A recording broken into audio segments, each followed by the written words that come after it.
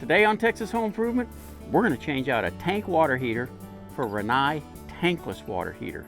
We're going to go through all the steps so you know what to expect if you're thinking about going tankless. And I got to tell you up front, I love tankless water heaters. Have one in my own house, and the main reason is only using energy when you're actually using hot water. And let's face it, most of the time, nobody's home. Why do you want to keep using energy to keep water hot for when you come home 12 hours later? So let's get started with this project. All right, when you're changing out a water heater, one of the things you got to keep in mind, you're actually supposed to be a licensed plumber. So I'm going to introduce you to Chris Boggs. He's one of my licensed plumbers, and he's going to take care of this. And journeyman plumber, aren't you? Yes, sir. All right. So first step is going to be to hook up the drain line and drain the existing tank type water heater. Now this is a process you're going to want to get started early because it can easily take an hour and a half to drain this water heater. Now when our heater is completely drained, time to carry it down and start on the tankless. Now Chris, one of the big issues with going from tank to tankless is typically going to be the gas supply line. Correct. Are we got enough gas here coming in for the tankless? Yes, sir, because it's coming off, the tankless can run up to 64 feet on half-inch gas line. Okay, and we're plenty short of that here, so. Only about a foot, the rest is all 3/4 and up to the 1.25" gas main right here. We're good to go then. Let's get this puppy changed out. All right, so the water heater's empty, which means it's time to get that one out, and then you can start installing the tankless. Yes, sir. Now, one of the big considerations when going from a tank to tankless is the gas supply line. And you gotta have enough gas for a tankless to operate. So what's our specs here? You need 20, you can run up to 21 foot of half-inch gas pipe. Okay. But this one we only have about a foot, and then it's 3/4 and the 1.25" main, so we have plenty of gas feed. And that's going to be the critical part to making this change out inexpensive. A lot of people ask, you know, is it cost effective for me to go to tankless? Well, if you had to run 60 feet of 3/4 inch line, chances are it's not cost effective for you. But on a short run like this, absolutely. Now, Chris, one of the other things is going to be the venting. Are we going to need to change out our venting here, or is this vent going to be adequate for the tankless water heater? We're going to run 2-inch PVC, and then we can connect the vent pipe directly to the metal that we have existing. Okay, so our penetration through the roof should be adequate then. Yes, sir, because it has the cap, so all we need to do is put the 2 by 3-inch rubber boot on, and the rest is good from there. All right, we'll get this project going.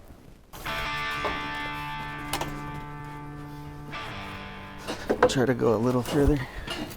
Yeah.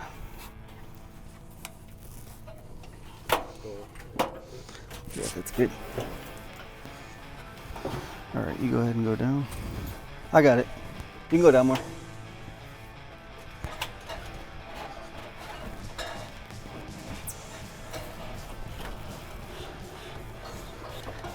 And it'll grab on one of the steps.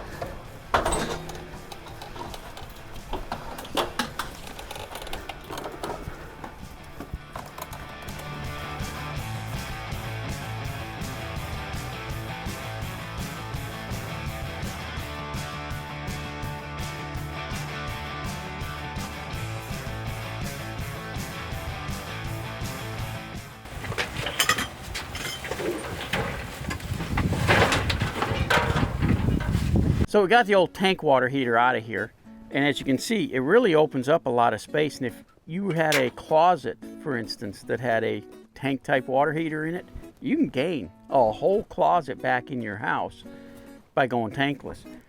First thing we got to do is get this brace put on, and what that's for, that gives us a place to mount the new tankless water heater. We'll move my finger out of the way.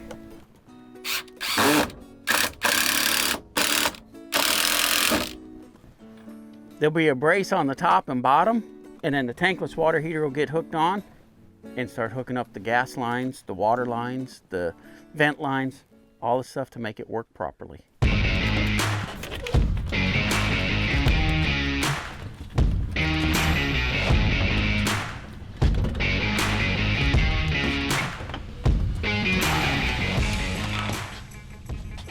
The first thing we would hook up would be the water, especially with the CPVC, because we need to have time for the glue to dry.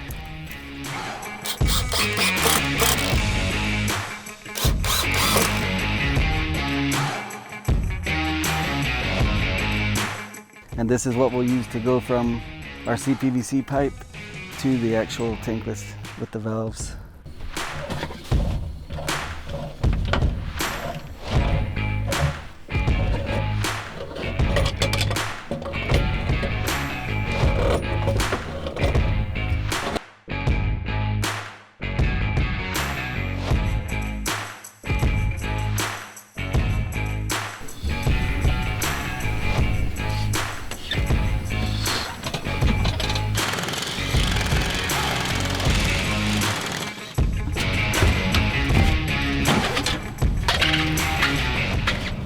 Well, Chris, looks like another fine job here.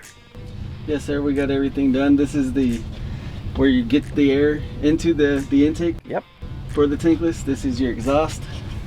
And we go down here. You have your hot water line with your service kit for when it's time for the annual maintenance. Okay.